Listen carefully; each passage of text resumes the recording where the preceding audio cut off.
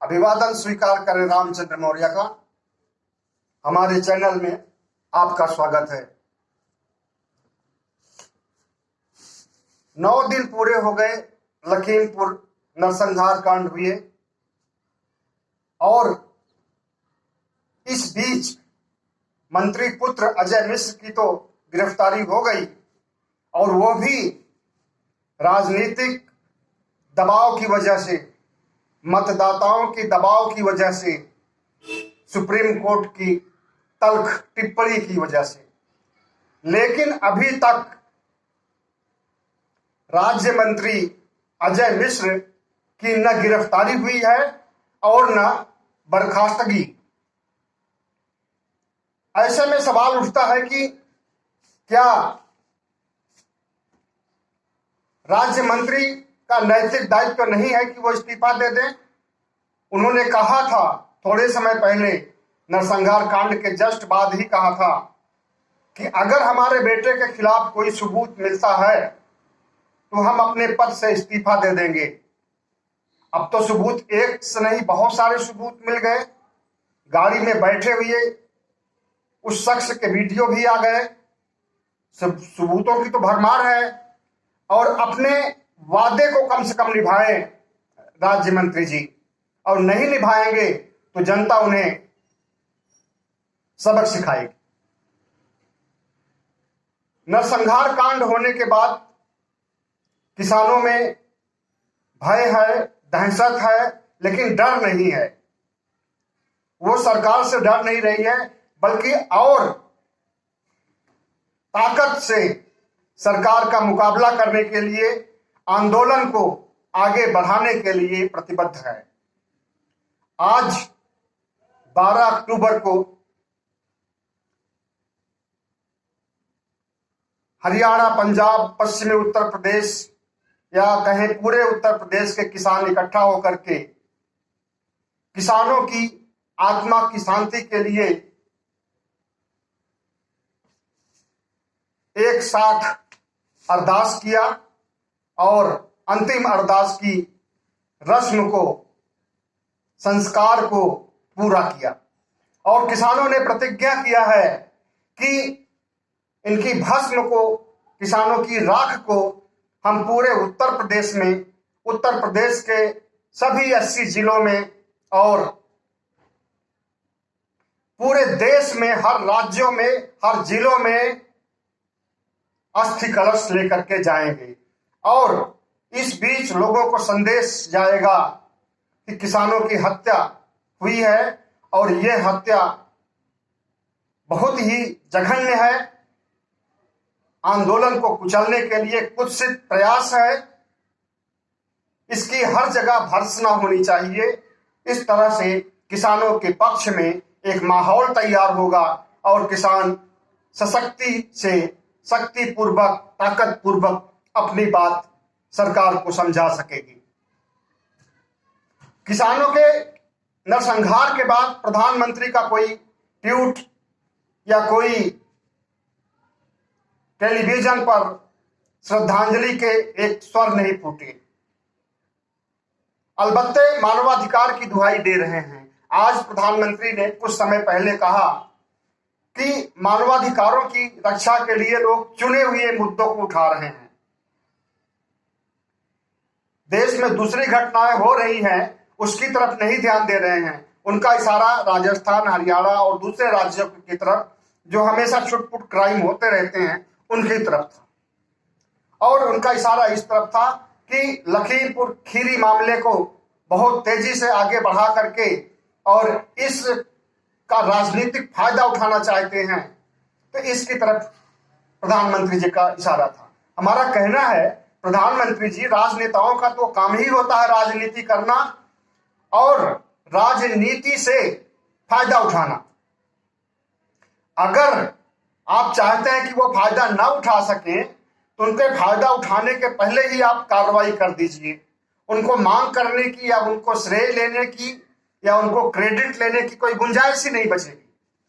अगर अब तक आप राज्य मंत्री को भी बर्खास्त कर दिए होते और गिरफ्तार करवा लिए होते, आप कहेंगे किस आरोप में उसको गिरफ्तार कराएं? हम कहते हैं कि जो उसने भाषण दिया था कि सुधर जाओ नहीं सुधार देंगे, और उसके कुछ दिन बाद ही सुधारने के लिए अपने बेटे को लगा दिया। ऐसे भड़काऊ भाषण के आरोप में राज्य मंत्री को तत्काल गिरफ्तार किया जाए। ये हम नहीं, पूरा किसान आंदोलन और पूरे देश की जनता मांग कर रही है। जब तक राज्य मंत्री की गिरफ्तारी नहीं होगी, उसकी बर्खास्तगी नहीं होगी, तब तक किसान इसी तरह से नरसंहार कांड की याद दिलाते रहेंगे और हर रोज कोई ना कोई कार्यक्रम करते रहेंगे। आज तो अंतिम अरदास पूरी की गई है, लेकिन 15 तारीख को प्रधानमंत्री जी रावण के बजाय, मेघनाथ के बजाय, कुंभकर्ण के बजाय आपकी, अमित शाह की, योगी आदित्यनाथ की और आपके नरसंहार कांड के प्रणेता, आयोजनकर्ता अजय मिश्र की के पुतले जलाए जाएंगे। रावण की जगह आप ले लिए हैं प्रधानमंत्री जी, अमित शाह जी। मेघनाथ की जगह आप लोग ले लिए हैं, भारतीय जनता पार्टी वाले, और किसान आंदोलन को सबक सिखाने के लिए किसानों के ऊपर गाड़ियां चढ़ा रहे हैं और किसानों को, उनकी आवाज को दबाने के लिए एक घृणित, एक कुत्सित प्रयास कर रहे हैं, जो कि लोकतंत्र के लिए बहुत ही दुर्भाग्यपूर्ण है। तो 15 अक्टूबर को दशहरे के दिन सारे किसान, हरियाणा के, पंजाब के, उत्तर प्रदेश के सारे किसान रावण का पुतला नहीं, आपका पुतला जलाएंगे। आपको इसी से अंदाजा लगा लेना चाहिए कि किसान और देश की जनता आपको क्या समझती है। और जब आपको रावण समझेगी, आपको मेघनाथ समझेगी, आपको कुंभकर्ण समझेगी, तो अनुमान लगा लीजिए कितने वोट आपको मिलेंगे। और अभी तो उत्तर प्रदेश की लड़ाई है, उत्तराखंड की लड़ाई है, पंजाब की और 2 राज्यों की। लेकिन प्रधानमंत्री जी, अगर आपका पुतला फूंका जा रहा है तो ये तो एक प्रतीक है। इसका मतलब ये है कि इस प्रतीक से आपको ये संदेश दिया जा रहा है कि आपसे देश की जनता खफा है, आपसे आम मतदाता खफा है, और अगर आप में सुधार नहीं होता है और आप किसानों के पक्ष में, देश की जनता के पक्ष में कोई निर्णय नहीं लेते हैं, सकारात्मक प्रयास नहीं करते हैं, तो आपकी गद्दी छिन जाएगी, और वो 2024 में। और अभी फिलहाल मुख्यमंत्री आदित्यनाथ योगी की गद्दी पर खतरा मंडरा रहा है। अब इसको आप भले न समझ पाए, आपकी आईटी सेल भले न समझ पाए, और समझते हुए भी नासमझ बनने का नाटक करे, तो इसके लिए कोई जिम्मेदार नहीं है। आप खुद जिम्मेदार हैं, आपका आईटी सेल जिम्मेदार है, और आपका किसानों को कुचलने वाली गाड़ी वाले मालिक जिम्मेदार हैं, और आपके मंत्री जिम्मेदार हैं। प्रधानमंत्री जी, लोकतंत्र को आप इतनी जल्दी नष्ट नहीं कर सकते हैं। लोकतंत्र की नींव इतनी गहराई तक है कि उसे नष्ट करने में सदियों लग जाएंगे। संविधान की जड़ इतनी गहरी है कि उसे आप जैसे लोग आरएसएस के हिला भी नहीं सकते हैं। हिंदू राष्ट्र तो बनाने की बात दूर है, आप संविधान के धर्मनिरपेक्षता शब्द को भी नहीं हटा सकते हैं संविधान से। उसके लिए भी आपको बड़ी पहल करनी पड़ेगी, और उसमें विपक्ष और राज्य आपको सहयोग नहीं करेंगे। धर्मनिरपेक्षता शब्द हटाने के लिए 3/4 बहुमत होना चाहिए, और 3/4 राज्यों का भी बहुमत होना चाहिए, जो आपके पास नहीं है। तो हिंदू राष्ट्र की बात तो भूल जाइए, सबसे पहले आप किसान आंदोलन की तरफ ध्यान दीजिए। हिंदू राष्ट्र के लिए आपने मंदिर निर्माण के लिए का नाटक किया, और दुनिया भर के बयान आते रहते हैं आपके आरएसएस के समकक्ष और जो संगठन हैं, हिंदू संगठन हैं, उनके बयान आते रहते हैं। आए दिन सोशल मीडिया पर सवाल गूंजते रहते हैं कि हिंदू राष्ट्र कब बनेगा। अभी एक बाबा ने बोला था कि हम 2 अक्टूबर को आत्महत्या कर लेंगे अगर हिंदू राष्ट्र नहीं बनेगा, उसने आत्महत्या भी नहीं किया। कितनी भग पिट रही है आपकी और आपके हिंदुत्व की और आपकी सोच की, और कितनी हंसी उड़ाई जा रही है देश में, दुनिया में आपकी। मोदी जी जरा ध्यान दीजिए, आप क्यों हंसी उड़वा रहे हो? अपनी हंसी उड़वा लो, ठीक है, बीजेपी की हंसी उड़वा लो, ठीक है, लेकिन देश की हंसी नहीं उड़वाने देंगे, क्योंकि देश पर आपकी बपौती नहीं है। 130 या 35 करोड़ भारतवासियों का देश है, सिर्फ आपका देश नहीं है। 2 गुजरातियों का, हमारे 2 का देश नहीं है। सिर्फ इन्हीं की नहीं चलने पाएगी, और जब आप चलाना चाहेंगे तो उसके लिए भी ओट का चोट एक अंतिम रास्ता होगा। प्रधानमंत्री जी, 15 अक्टूबर को तो पुतला दहन किया जाएगा आपको, उसके बाद किसान आंदोलन द्वारा 18 अक्टूबर को देश भर में भारत बंद से भी ज्यादा ताकतवर ढंग से रेल रोको अभियान चलाया जाएगा।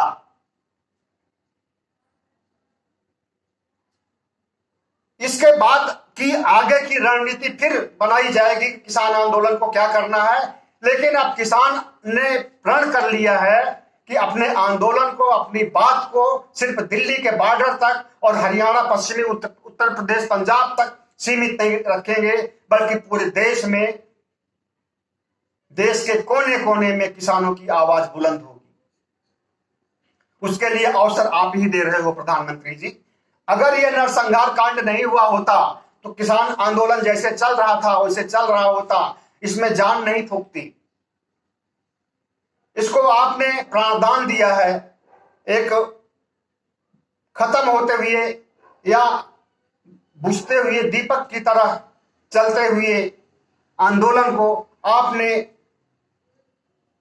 पुनर्जीवित किया है। इसी तरह से कुछ समय पहले सर्दियों में जब राकेश टिकैत को रोना पड़ गया था और उन्होंने पूरे देश के किसानों को संबोधित किया था, तो उस समय भी आंदोलन फीका पड़ गया था। लेकिन उनके एक संबोधन से किसान आंदोलन फिर से जवान हो उठा और गाजीपुर बॉर्डर, तीनों बॉर्डरों पर किसानों की मुस्तैदी हो गई थी, लाखों की संख्या में। तो इन गतिविधियों के लिए, हिंसक गतिविधियों से, गांधी जी के और महात्मा बुद्ध के देश में हिंसक गतिविधियों से आप किसान आंदोलन को काबू नहीं कर सकते, क्योंकि किसान आंदोलन कोई बेरोजगार युवाओं का आंदोलन नहीं है कि झंडा उठाएंगे और दिन भर जिंदाबाद मुर्दाबाद के नारे लगाएंगे और शाम को अपने घर चले जाएंगे।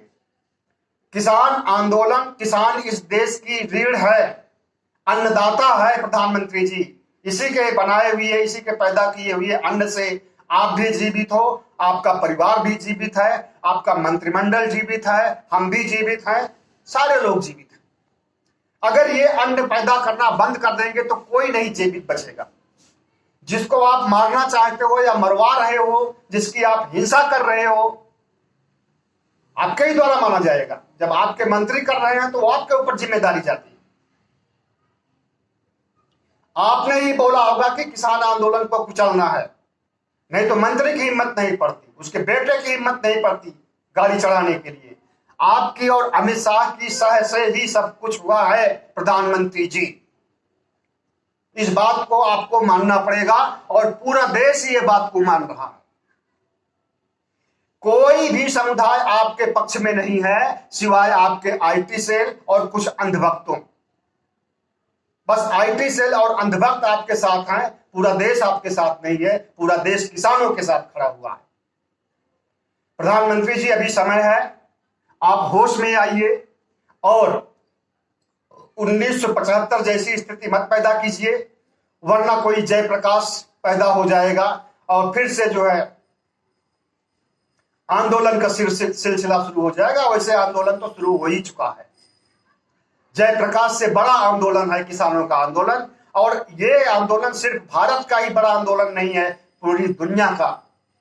1 साल होने जा रहे हैं आंदोलन के और आंदोलन में कोई कमी नहीं आई, आंदोलन की गतिविधियों में कोई कमी नहीं आई। आंदोलन पर बैठे भी रहे किसान और अन्न भी उपजाते रहे और पिछले सारे रिकॉर्ड को तोड़ दिया। इस साल उन्होंने अपनी खेती करके, अपनी किसानी करके, अपने अन्न को पैदा करके, किसके लिए पैदा किया है प्रधानमंत्री जी? किसके लिए अन्न पैदा किया है किसानों ने? ताकि आप जिंदा रहो, आपकी सरकार जिंदा रहे, हम जिंदा रहें, देशवासी जिंदा रहे। और उसी किसान की रीढ़ तोड़ रहे हो आप, उसका खेत छीन रहे हो, उसे वाजिब मूल्य नहीं बनाने की गारंटी दे रहे हो, उसे एक सुई बनाने वाला, एक छोटा सा प्रोडक्ट बनाने वाला अपनी कीमत निर्धारित करता। अडानी अंबानी की तो बात छोड़ दी, अपनी कीमत वो, अपनी एमएसपी वो निर्धारित करते हैं। छोटे छोटे दुकानदार भी अपनी आमदनी के लिए हिसाब से अपना उस फायदा लेते हैं उस पर। तो क्या किसान अपनी हिसाब से अपनी फसलों का, उपज का फायदा नहीं ले सकते हैं? उनके लिए कानून बनाने में, एमएसपी का गारंटी देने में आपको क्या दिक्कत है? आप तो कहते हो कि एमएसपी थी, एमएसपी है, एमएसपी रहेगी। बहुत बढ़िया जुमला है, सुनने के लायक। लेकिन हकीकत में क्या है, व्यवहार में क्या है? आप जो कहते हो वो हकीकत में और व्यवहार में नहीं होता है। एक नहीं, बहुत सारे उदाहरण हैं। कितने उदाहरण गिनाए जाएंगे जिसमें कि आपने कहा कुछ और किया कुछ। तो प्रधानमंत्री जी, अब किसान आंदोलन को उग्र तो नहीं होगा। आपके नेता उग्र हो सकते हैं, आपके मंत्री उग्र हो सकते हैं, आपके नेता और मंत्री उग्र भाषण दे सकते हैं, आपके उप मुख्यमंत्री, मुख्यमंत्री लोगों को सलाह दे सकते हैं किसानों को मारने की, डंडे से मारने की, जेल के बाद नेता बनाने की। तो इस रास्ते पर किसान नहीं रहेगा। किसान प्रजातांत्रिक ढंग से, संवैधानिक ढंग से अपने हक की मांग करेगा। आप उस पर लाठियां बरसाते रहिए, वो लाठियां नहीं बरसाएगा। ये बात दूसरी है कि लखीमपुर खीरी में जब आपने गाड़ियां चढ़ा दी तो किसान भी अपने गुस्से में आ गया, आक्रोश में आ गया और उसने आपके कुछ लोगों की पिटाई कर दी। और वो स्वाभाविक है। अगर वो आपके साथ होता, आपका काफिला जा रहा होता और उस पर कोई हमला कर देता इस तरह से, तो आपके लोग भी उसकी, जो हमला किया था, उसकी पिटाई करते। इस तरह से बीजेपी वालों की जिनकी पिटाई हुई है या मौत हुई है, वो भी दुर्भाग्यपूर्ण है। ऐसी बात नहीं है कि उसके लिए हमें खुशी हो रही है।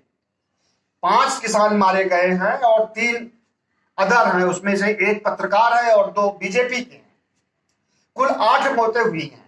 तो हमें 5 के अलावा 3 की भी वही उतनी ही चिंता है, उतना ही दुख है, उतना ही दर्द है, उतना ही मातम है जितना कि 5 किसानों के लिए।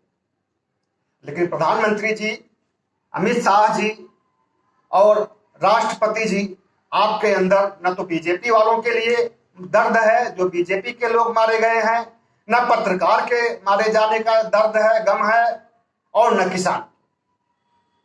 अगर होता तो ट्विटर पर, अन्य सोशल मीडिया प्लेटफॉर्म पर या टेलीविजन पर जरूर आप आकर के बोलते और 2 शब्द सांत्वना के देते, श्रद्धांजलि देते। प्रधानमंत्री जी, आपसे निवेदन है कि आप आंदोलन को और ज्यादा शक्तिशाली मत बनाइए। आप ही बना रहे हो, और क्योंकि जितना ही ज्यादा शक्तिशाली होगा उतना ही ज्यादा आपके लिए खतरनाक होगा और उतना ही ज्यादा आपका नुकसान होगा, आपकी कुर्सी तक छिन जाएगी। ये याद रखिए प्रधानमंत्री जी। इसलिए आप तत्काल प्रभाव से सबसे पहले अजय मिश्र गृह राज्य मंत्री को बर्खास्त कीजिए और उसके बाद तीनों काले कानून को वापस लीजिए और एमएसपी पर की गारंटी, एमएसपी पर कानून बनाने की गारंटी दीजिए। बहुत बहुत धन्यवाद। हमारे चैनल को सब्सक्राइब कीजिएगा, लाइक कीजिएगा, शेयर कीजिएगा। शेयर कीजिएगा तो हमारी आवाज और लोगों तक पहुंचेगी। बहुत बहुत धन्यवाद।